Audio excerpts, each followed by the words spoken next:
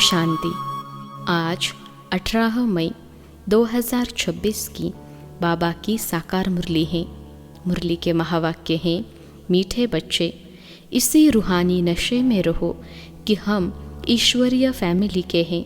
हम अपनी गुप्त देवी राजधानी स्थापन कर रहे हैं। प्रश्न है, बच्चों में कौन सी आदत पक्की हो तो सारा दिन खुशी बनी रहे? उत्तर है, अगर सवेरे सवेरे उठकर विचार सागर मंथन करने की आदत हो तो सारा दिन अपार खुशी रहे। बाप की श्रीमत है, बच्चे अमृत वेले उठकर अपने बाप से मीठी मीठी बातें करो, विचार करो, हम अभी किस फैमिली के हैं, हमारा कर्तव्य क्या है। अगर बुद्धि में रहे कि हमारी यह ईश्वरीय फैमिली है, हम अपनी राजधानी स्थापन कर रहे हैं, तो सारा दिन खुशी बनी रहे। ओम शांति। बच्चे जानते हैं कि यह रूहानी परिवार है, वह सब है जिस्मानी परिवार, यह है रूहानी परिवार, रूहानी बाप का यह परिवार। जैसे लौकिक घर में माँ बाप बच्चे होते हैं, वह हुआ हद का परिवार। तुम अभी बेहद की फैमिली ठहरे। बच्चे गाते भी हैं, तुम माता पिता तो जैसे फैमिली हो गए। क्रिएटर की क्रिएशन ठहरे। यूँ तो बच्चे उनकी क्रिएशन हैं, परंतु जानते नहीं हैं। तुम बच्चे अभी जानते हो। बरोबर बेहद बाप की यह फैमिली है, ईश्वरीय विश्वविद्यालय। इनके लिए गाया है, विनाश काले प्रीत बुद्धि विजयंती। ऐसी फैमिली कभी गीता में नहीं गाई हुई है। तुम ईश्वरीय फैमिली गुप्त देवी राजधानी स्थापन कर रहे हो, किसको भी पता नहीं पड़ता। तुमको नशा है, जो जो बाप को याद करेंगे उनको नशा रहेगा। देह अभिमान में आने से वह नशा उतर जाएगा। यह ईश्वरीय फैमिली है। हमको घर जाना है, फिर देवी राजधानी में आएंगे। वहाँ है देवी फैमिली, वह आसुरी फैमिली, यह है तुम्हारी ईश्वरीय फैमिली। रूहानी बाप दादा के बच्चे भाई बहन हैं। बस यह है रूहानी प्रवृत्ति मार्ग। सतयुग में ईश्वरीय फैमिली नहीं कहेंगे, वहाँ देवी फैमिली हो जाती है। यह ईश्वरीय फैमिली बड़ी ज़बरदस्त है। तुम जानते हो, अभी हम ईश्वरीय फैमिली देवी राज्य स्थापन कर रहे हैं। ऐसे ऐसे अपने साथ बातें करते विचार सागर मंथन करना चाहिए। सवेरे उठकर याद में बैठो तो विचार सागर मंथन करने की आदत पड़ जाएगी। उमंग में आते जाएंगे। जब और सब मनुष्य नींद में सोए रहते हैं, तुम उस समय जागते हो। तुम्हें सवेरे सवेरे उठकर ऐसे ऐसे ख्याल करने चाहिए, फिर देखो तुमको कितनी खुशी रहती है। जो भी श्रीमत मिलती है उस पर चलना है, फिर तुमको खुशी बहुत होगी। ईश्वरीय फैमिली की याद आएगी, आसुरी फैमिली से दिल हट जाएगी। नया मकान जब बिल्कुल तैयार हो जाता है तो फिर पुराने से आसक्ति निकल जाती है। जब तक नया नहीं बना है तब तक कुछ न कुछ मरम्मत आदि करते रहते हैं, फिर दिल हट जाती है। यह पुरानी दुनिया भी ऐसी है। तुम जब जानते हो यह पुराना घर है, हम नए घर में जाएंगे, फिर नया चोला पहनेंगे। यह देह भी पुरानी है। अब तुम भविष्य 21 जन्मों के लिए राज्य भाग्य ले रहे हो। यहाँ राज्य नहीं करना है, यहाँ होती है स्थापना। यह बातें सिर्फ तुम ही जानते हो। है भी यह गीता राजयोग है ना, इसे कहा जाता है सहज राजयोग। अनेक बार तुम इस राजयोग अभ्यास द्वारा दैवी राज्य स्थापन करते हो। वहाँ यह बातें याद नहीं रहेंगी। अगर वहाँ यह बातें याद रहे तो फिर सुख ही न भासे, चिंता लग जाए। इस समय तुमको गुप्त नशा है। ऊंचते ऊंच बाबा की यह फैमिली है। इसको कहा जाता है ईश्वरीय गुप्त फैमिली टाइप, ईश्वरीय विश्वविद्यालय, ईश्वरीय यज्ञ भी कहते हैं। फैमिली है, हमको बहुत लवली बनना है। भविष्य में तुम बहुत लवली बनते हो। तुम हो रूप बसंत, आत्मा रूप भी है, बसंत भी है। इतनी छोटी सी आत्मा अविनाशी पाड़ बजाती है। इस समय तुम रूप बसंत बने हो। बाप ज्ञान का सागर हैं, ज्ञान जरूर देंगे तब जब इस शरीर में आएंगे। तुम जानते हो ज्ञान की वर्षा बरसाते हैं, एक एक रत्न लाखों रुपयों का है। अब तुम आत्माओं को बाप का परिचय मिला है, बाप ने स्मृति दिलाई है, तुम्हारी बुद्धि में है यह 84 का चक्र कैसे फिरता है। इसलिए तुम्हारा नाम ही है स्वदर्शन चक्रधारी। विष्णु व लक्ष्मी नारायण स्वदर्शन चक्रधारी नहीं थे, उसमें यह ज्ञान नहीं होता। अभी आत्मा को यह ज्ञान मिलता है सृष्टि का चक्र कैसे फिरता है। भल त्रिमूर्ति कहते तो भी शू नहीं दिखाते। त्रिमूर्ति के चित्र बहुत देखे होंगे।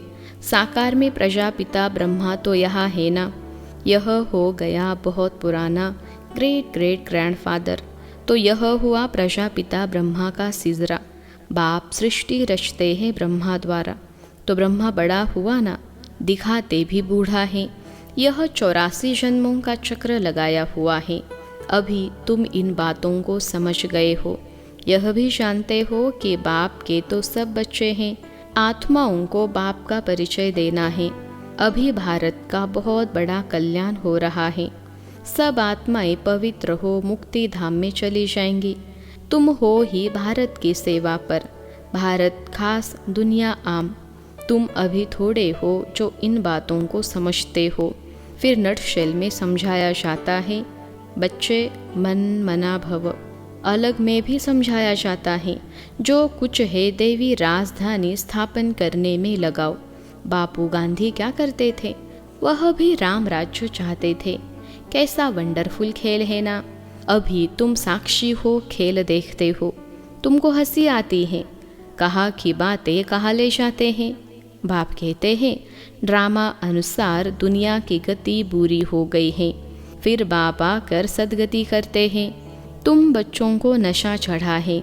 यह है सारे वर्ल्ड के निराकार बापूजी। यह ब्रह्मा भी किसका बच्चा है, शिव बाबा का। वह किसका बच्चा, यह माताएं कहती है शिव बाबा हमारा बच्चा। यह है शिव बाबा का खेल पाल। बाकी ध्यान दीदार में तो माया की बहुत प्रवेशता होती है। यह जो कहते हैं हमारे में शिव बाबा आते हैं, शिव बाबा यह बोलते हैं यह सब भूत की प्रवेशता है। तुम बच्चों को खबरदार रहना है। यह भूत की बीमारी ऐसी है जो दोनों जहाँ से उड़ा देती है। यह कभी भी ख्याल में नहीं आना चाहिए कि हम साक्षात्कार करें। यह सब भक्ति के ख्यालात हैं। ज्ञान मार्ग को अच्छी रीति समझना है। माया अनेक प्रकार से धोखा देती है। साक्षात्कार आदि से कोई फायदा नहीं। बाप कहते हैं इन द्वारा सगाई कराते हैं।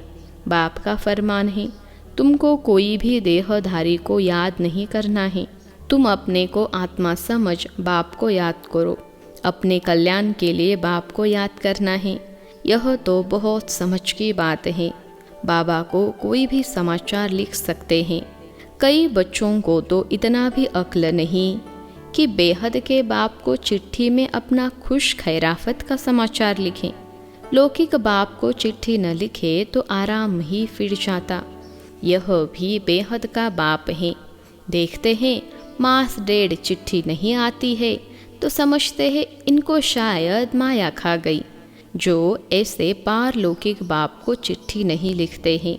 इतना तो लिखना चाहिए, बाबा हम नारायणी नशे में सदैव रहते हैं, आपकी दी हुई युक्ति से ही हम तत्पर हैं। तो बाबा समझेंगे खुश राजी है। चिट्ठी नहीं लिखेंगे तो समझेंगे बीमार हैं, याद में ही नहीं रहते हैं। नहीं तो बाबा को समाचार देना है, बाबा हमने यह सर्विस की है, इनको समझाया, इनकी बुद्धि में पूरा नहीं बैठा, तो फिर यह भी समझाएंगे कि इस रीति समझाओ। भक्ति मार्ग में जो कुछ कहते हैं समझते कुछ भी नहीं। मुख्य बात बाप को ही नहीं जानते। बाप को जानने से भारत सद्गति को पाता है। बाप को न जानने कारण भारत बिल्कुल दुर्गति को पा लेता है। अब बाप तुम बच्चों को समझाते हैं, हम तुमको सदगति में ले जाऊंगा, बाकी सबको मुक्ति में ले जाऊंगा। भारत जीवन मुक्ति में है तो बाकी सब मुक्ति में है। यह चेंज सिवाय बाप के और कोई नहीं कर सकता है। सर्व का सदगति दाता एक ही बाप है। सर्व की सदगति जरूर कल्प कल्प संगम पर ही होगी। तुम जानते हो हम आत्माओं का रूहानी बाप एक है, उनको आत्मा ही याद करती है। तुमको भक्ति मार्ग में 2 बाप हैं। सतयुग में है एक बाप, संगम पर है 3 बाप। प्रजापिता ब्रह्मा भी तो बाप ठहरा ना। शुभी बाबा है, वह है सर्व आत्माओं का बाप। उनसे ही वर्षा लेना है। उनको याद करने से ही विकर्म विनाश होंगे। ब्रह्मा को याद करने से विकर्म विनाश नहीं होंगे। इसलिए शिव बाबा को ही याद करना है। हम उनके बने हैं। यह है सच्चा सच्चा रियल ज्ञान, रूहानी बाप का रूहानी बच्चों प्रति। बाकी सब है देह अभिमानी।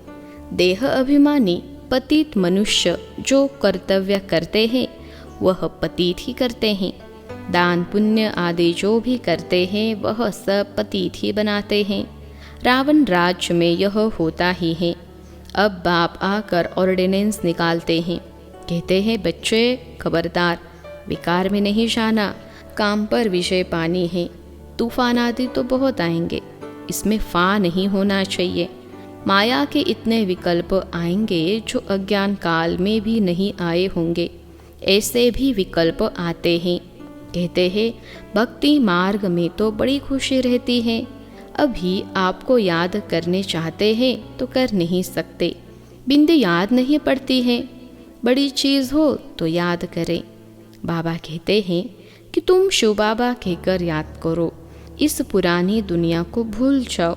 तुम शांति धाम में याद करो। सिर्फ शांति धाम को याद नहीं करना है, बाप की याद से ही विकर्म विनाश होंगे। आत्मा का स्वीट बाप से लव चाहिए। आधा कल्प का लवर है। आत्मा कहती है हम आधा कल्प आपको भूल गए हैं। यहाँ ब्राह्मणियाँ जिनको ले आती है, बहुत खबरदारी से निश्चय बुद्धि वाले को ही आना है। अगर यहाँ आकर फिर जाए कोई पतित बना तो दंड ब्राह्मणी पर आ जाएगा। इसलिए ब्राह्मणी पर बहुत रिस्पॉन्सिबिलिटी है। बाबा ने यह रथ लिया है। सब बातों का अनुभवी है। यहाँ तो गंद की बात नहीं। आपस में हंसना खेलना बातचीत करना, इसकी कोई मना नहीं है। बाकी थोड़ा भी कोई आत्मा से प्यार रखेंगे तो फिर जास्ती बढ़ता जाएगा, उसकी याद आती रहेगी। इसलिए इससे भी पार जाना है। अब तुम घर में बैठे हो व सतयुग में बैठे हो। बच्चों ने कहा घर में। बाप बच्चों को घर में पढ़ाते हैं। तुम सबका यह घर है। जब बाहर जाते हो तो ऐसे नहीं कहेंगे, यहाँ बहुत नशा रहेगा। देह का अभिमान छोड़ना है। देही अभिमानी बनो तो जात पात का भेद सब निकल जाएगा। पुरानी दुनिया तमो प्रधान है, उसमें भेदभाव और ही बढ़ता जाता है। आगे ब्रिटिश गवर्नमेंट के समय भाषाओं की खिटपिट नहीं थी। अब दिन प्रतिदिन फूट बढ़ती जाती है। फिर सतयुग में एक ही भाषा होगी, कोई भेदभाव नहीं होगा। अच्छा, मीठे मीठे सिखिलते बच्चों प्रति माता पिता बाप दादा का याद प्यार और गुड मॉर्निंग। रूहानी बाप के रूहानी बच्चों को नमस्ते। हम रूहानी बच्चों की सिखिलते रूहानी माता पिता बाप दादा को याद प्यार, गुड मॉर्निंग और नमस्ते बाबा नमस्ते। धारणा के लिए मुख्य सार पहली पॉइंट है, किसी भी देहधारी की याद न आए, इसके लिए किसी से भी प्यार नहीं करना है। इससे भी पार जाना है। बहुत खबरदारी रखनी है। माया के विकल्पों से घबराना नहीं है, विजयी बनना है। दूसरी पॉइंट है, ध्यान दीदार में माया की बहुत प्रवेशता होती है। इस भूत प्रवेशता से अपने को बचाना है। बाप को अपना सच्चा सच्चा समाचार देना है। आज का वरदान है, हर बात में सार को ग्रहण कर ऑलराउंड बनने वाले सरल पुरुषार्थी भव। हर बात में सार को ग्रहण कर ऑलराउंड बनने वाले सरल पुरुषार्थी भव। विश्लेषण है, जो भी बात देखते हो सुनते हो उसके सार को समझ लो, और जो बोलो, जो कर्म करो उसमें सार भरा हुआ हो तो पुरुषार्थ सरल हो जाएगा। ऐसा सरल पुरुषार्थी सब बातों में ऑलराउंड होता है, उसमें कोई भी कमी दिखाई नहीं देती, कोई भी बात में हिम्मत कम नहीं होती, मुख से ऐसे बोल नहीं निकलते कि हम यह नहीं कर सकते। ऐसे सरल पुरुषार्थी स्वयं भी सरल चित्त रहते हैं और दूसरों को सरल चित्त बना देते हैं। आज का स्लोगन है, साधन यूज करते उनके प्रभाव से न्यारे और बाप के प्यारे बनो। साधन यूज करते उनके प्रभाव से न्यारे और बाप के प्यारे बनो। अव्यक्त इशारे, सदा अचल अडोल एकरस स्थिति का अनुभव करो। एकरस स्थिति बनाने के लिए सिवा एक के और कुछ भी देखते हुए न देखो। यह जो कुछ देखते हो यह कोई भी वस्तु रहने वाली नहीं है। तो एक रस स्थैर्यम तब रह सकेंगे जब कोई भी दृश्य देखते क्यों क्या की उत्पत्ति न हो। यही व्यर्थ संकल्पों की हलचल का कारण है। इस क्यों की समाप्ति के बाद ही संपूर्णता आएगी। अच्छा, ओम शांति।